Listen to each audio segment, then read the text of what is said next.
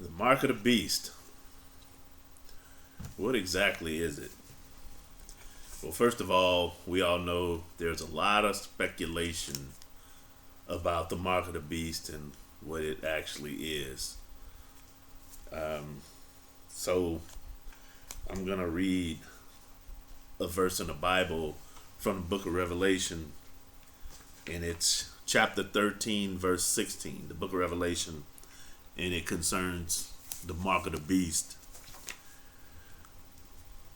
And he causeth all, both small and great, rich and poor, free and bond, to receive a mark in their right hand or in their foreheads. And no man might buy or sell, save he that had the mark, or the name of the beast, or the number of his name. All right. I tell you what, and again, that's from the book of Revelation, chapter 13, verse 16. And that's actually from the King James, the original King James Bible. And I read it from the King James Bible on purpose. And the reason why I read it from the King James is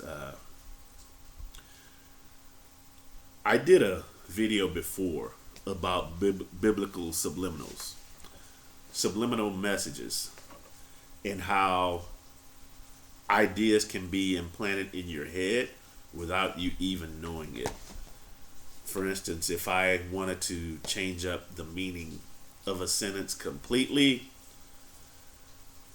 or flip it around, turn it inside out, all I would have to do, for instance, if I were to say, you will receive the mark of the beast on your forehead or on your right hand. Whereas if I was to say, you will receive a mark in your forehead or in your right hand, which is what the King James Version said, it actually turns the meaning inside out. It makes the meaning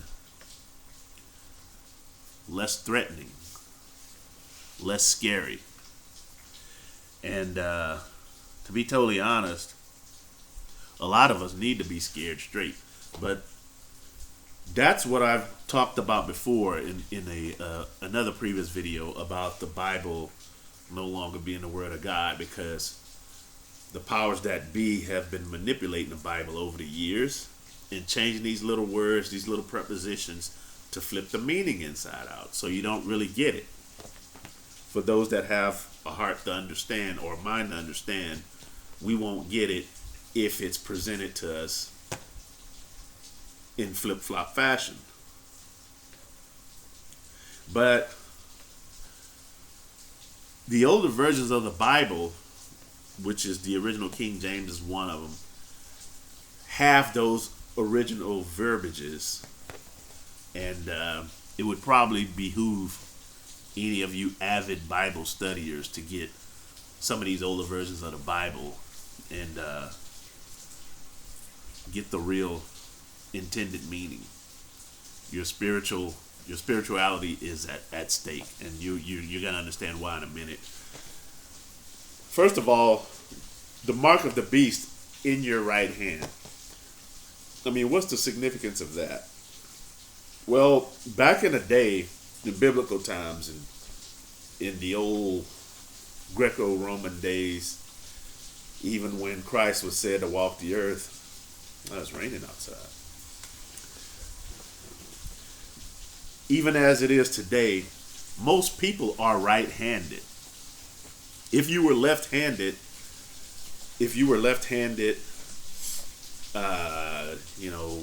that meant something was not quite right with you. I mean, people were superstitious back then. And the left-handed people, they were called sinister or sinistry, well, the word evolved into being sinister, but you all know what sinister means these days, right? Evil. So left-handed people were not normal. So they were supposedly of the devil, sinister. But right-handed people were normal. You know, they were God made. And right hand, the hand of righteousness. So the mark of the beast, placed in the right hand of all the right doers, you cease to be righteous. But yeah, I mean that's what it was about. And that verse about the mark of the beast being in the right hand, the hand of righteousness, that's what that's about. Right-handed were the normal people, the natural people, whereas the left-handed people were sinister, of the devil, what have you. But yeah, so the mark of the beast in the right hand would corrupt your righteousness. Of course, the mark of the beast either in the right hand or the forehead, which is where your mind is.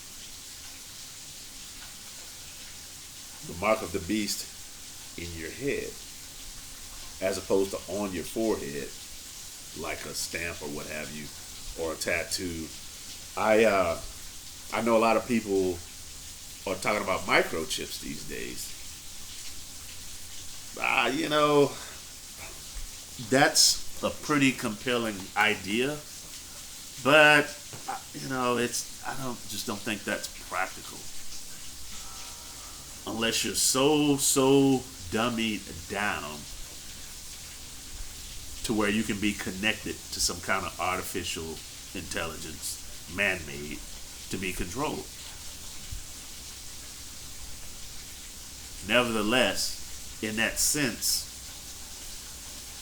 the mark of the beast would make sense if there was a microchip stuck in somebody's head that was dummied down to the point where they could connect these people and control them.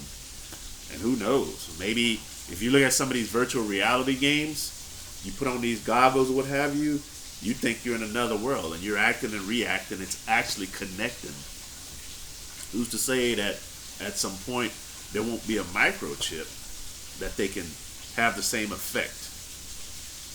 Put it in your head and it connects directly to your mind's eye. And now you're just a controllable robot.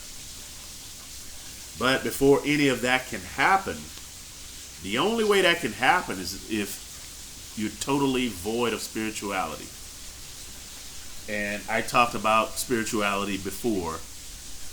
I talked about the mark of the beast before being not really a mark, something extra added to you, but something taken away. I often tell people, and you should do the math yourself. I often tell people the Bible is written in inverted fashion. Like, it'll say something, but it says it backwards. And you have to understand how to turn it inside out to really get the truth. Or it'll use something at the surface level, something worldly, like a right hand, something physical to represent something spiritual.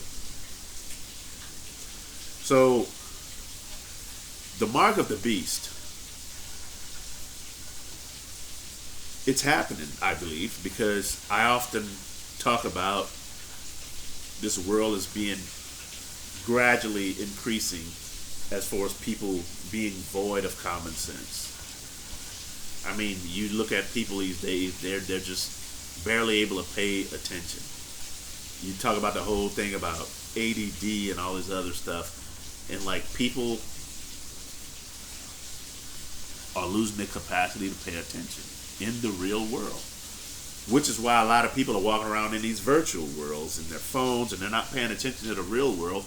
They're no longer interested in the real world that is the kingdom of God. They're not. They're interested in these artificial worlds and realities that are man-made. So the mark of the beast is synonymous with the mark of Cain, when Cain killed his brother Abel, and he was exiled from the presence of God, he was driven away, sent to wander in the land of Nod. He was stripped of his spirituality. He cried, this punishment is more than I can bear. But, it was what it was. He was stripped of his spirituality. That's what being driven from the presence of God means, to be stripped of spirituality. And the mark of the beast, the clue, it being in your forehead or in your hand of righteousness, inside, meaning it's taking the place, being substituted for your spirituality, for your righteousness.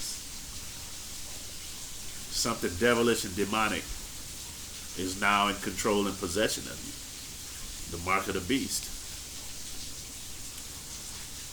And nevertheless, there are those out there that still have common sense. And evolution is real, people.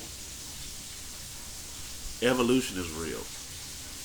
Evolution takes you collectively. It takes a species of beings or what have you, mammals, reptiles, collectively where they're trying to go. Collectively. That's what evolution does. It changes a species collectively. And people are trying to escape reality collectively. So collectively, people are losing their rational brains and their common sense. Which is what the mark of the beast is. It's a stripping away of your spirituality.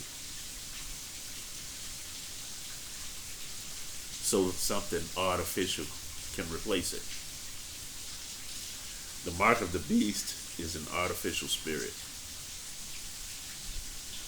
People already have egos, even people with common sense. And it's these people with common sense. For instance, I'm walking down the road. I see a man drop a $5 bill. My common sense says, hey, this guy lost his money. Pick it up, give it to him, let him know he dropped his money. My ego says, no, man. Finders, keepers, losers, weepers. Hey, man, that's lunch money. Get you a Happy Meal. So people with common sense have this situation going on where they're battling with their egos. And it's called spiritual warfare. They are resisting being taken over by the mark of the beast, which is artificial spirituality. But there are people being born without common sense. There are people that have common sense that deny it to the degree that they're being stripped of it. So collectively, this world is accepting the mark of the beast. Imagine that little scenario I just gave you with the guy dropping the money. A human being, a person, without that good voice, just that ego. Imagine that. What would that person be like? That person would be a person that has the mark of the beast. And that's the kind of person that would be vulnerable if microchips was possible to be implanted in your head. That's the kind of person that would be totally susceptible. But anyway, I just thought I'd share that with you. I tell you what, the mark of the beast is real, and we are headed in an interesting direction collectively. An interesting direction. And I don't think it'll be a pleasant journey for most people. I don't know if most people would even have the wherewithal to understand anyway. I mean, it's just normal not to be paying attention. It's just normal to ignore the voice of God. It's even encouraged these days. It's encouraged to shun common sense. But not all of us feel that way. And you probably don't feel that way, which would make you one of the elect of God. And the Bible does say that there are some of us, a few of us, doesn't really have anything to do with religion or organized religion, because most people that I've seen in organized religion, including Christianity, they're losing their common sense, they're losing their spirituality. Yeah, they say they've accepted Jesus as Savior, but come on now. You got to have that light. Like Jesus Christ told a parable about the 10 brides and the groom. All of them had their candles. 5 of the brides had extra oil. So when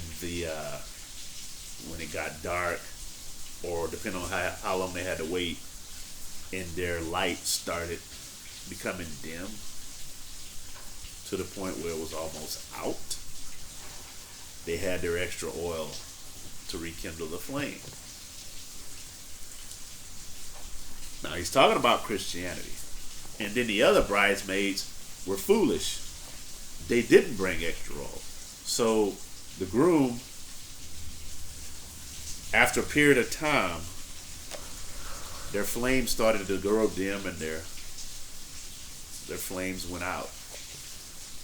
So they tried to go to the other bridesmaids and said, hey, give us some of your oil because our fire's going out.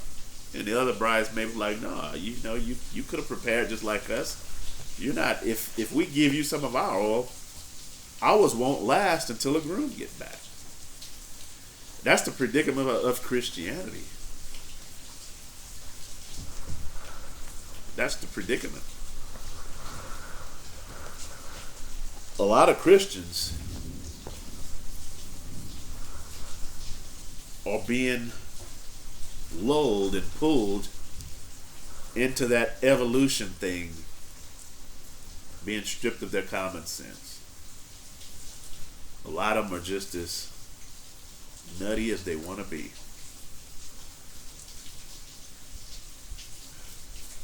But you, if you're one of the elect, you understand how crucial it is to maintain your common sense. And here's the thing, that parable about the bridesmaids who brought extra oil, so when the groom came back to get them and it was dark and he could see their light and he could take them to his domain, whereas the others were left in the darkness, they got left behind. I mean, again, that's talking about the whole of Christianity. But for you, if you have common sense, and I know you do, the more you listen to and obey that voice of common sense, that's like the equivalent of having oil and maintaining your fire, your inner flame. That's the equivalent of keeping your spirit essence alive to where it doesn't go out. Basically, you're becoming more and more awake, whereas the rest of the world, including a good majority of your fellow Christians, are going to sleep.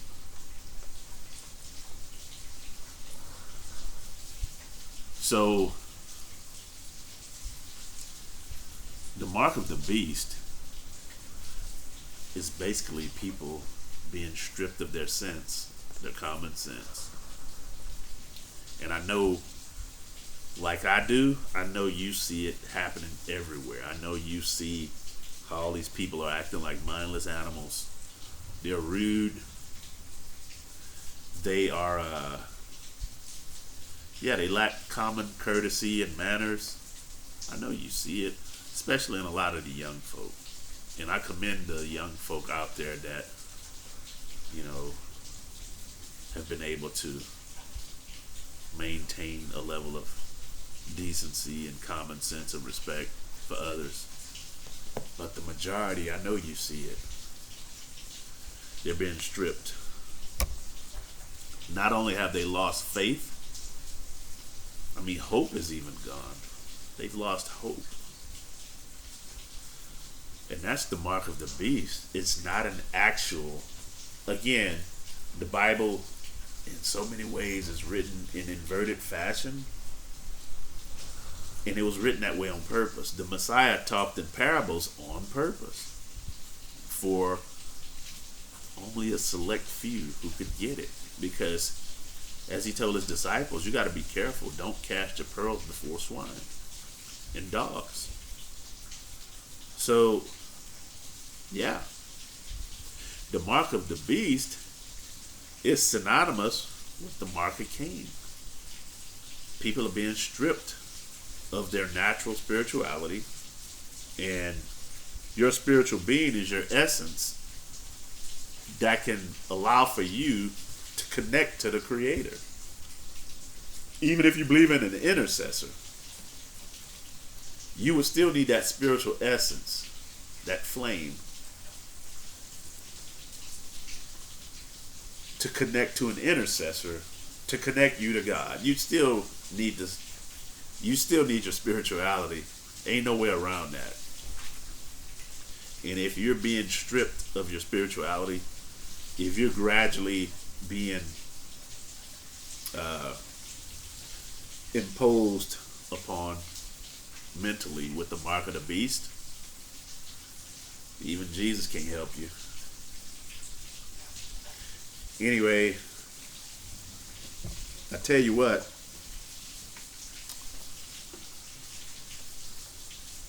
some of us, as I said earlier, are still vigilant. And sometimes this whole spiritual warfare thing, your spirit versus your ego, it can be pretty draining having to fight a spiritual battle, a mind versus spirit, your real spirit trying to jar itself awake, struggling with an artificial spirit, which is an idea of the spirit, but that idea of the spirit has been infused with the power of belief, because you use some of your spiritual power to believe in an artificial spirit, a self-image that psychology calls an ego. And now that ego's alive inside your mind, warring with your spirit, trying to take control of you. The ego is fighting a battle on behalf of the beast, of Satan, trying to take you by force. I almost said recruit, but nah, the devil is looking to take you by force. That's what your ego is doing. But we can fight the good fight together. This book, The Power of Spiritology, by Dario Thomas, it's on sale at Amazon.com. You should get it and check it out. It can help you defeat the devil. The beast is trying to place his mark upon your hand of righteousness, in your hand of righteousness, in your forehead, and gain access to your heart. You can prevent that. The book can help you understand a better way as far as just struggling and draining yourself. Because if you have to struggle and drain yourself, that's a very good indication you could be losing the spiritual battle. So get the book. Subscribe to the Spiritology television network on YouTube. If you know anybody that could benefit from these lessons, encourage them to subscribe. Let's grow together spiritually. Thank you for listening. God bless.